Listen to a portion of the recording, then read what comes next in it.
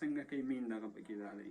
نو راځئ چې د امازان ماډل یې درته اولیم. په امازان کې تقریبا 4 یا 5 قسمه ماډلې خلک کار کوي. نه 4-5 قسمه خلک پکې بزنس کوي. صحیح ده.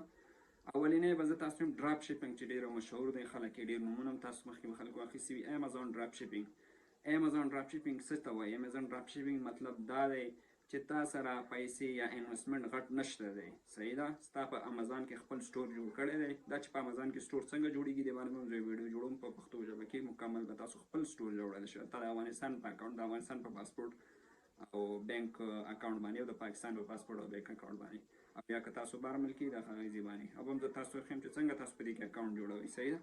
نو ستا په امازان کې اکاونټ دی، سټور دی، تا سره تھرډ کس سورس مطلب دا دی چې دا پروډکټ یو بل چا سره په یو سټور کې موجود دی په آنلاین ډول. صحیح ده.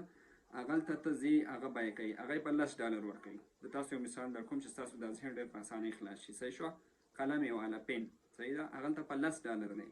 ته په امازان کې هماغه شی ګوري په $60 دی. ته هغه ته خبره کوي چې صحیح ده زه دنه په 10 اخلم. ته راځې په امازان کې خپل سټور کې دا قلم ورکوي، د هغه د قلم عکس ورکوي چې دا قلم ما سره شته، دا په $60 زه خرڅوم. یو سړی راځي، هغه ستا قلم کې انټرسټ کېږي، خوښېږي، تا نه قلم اخلي.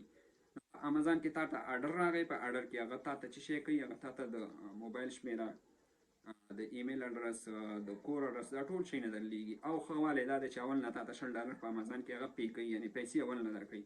اوس تا ته $60 هغلته راغله، تا $10 دلته ورکړو، ستا په خپل ماسټر کارډ کې تا سره $10 موجود دي. دې کس ته دې وویل چې دا پین ماته راکړه، قلم دې دنه راواخیسته. دغه اډرس چې د کوم د چا چې تا نه اخیستی په امازان کې، د تا ته دا خپل اډرس درکړی، دا اډرس دې صرف دته ورکړه چې دې اډرس ته دا پین یا دا قلم ورولېږه.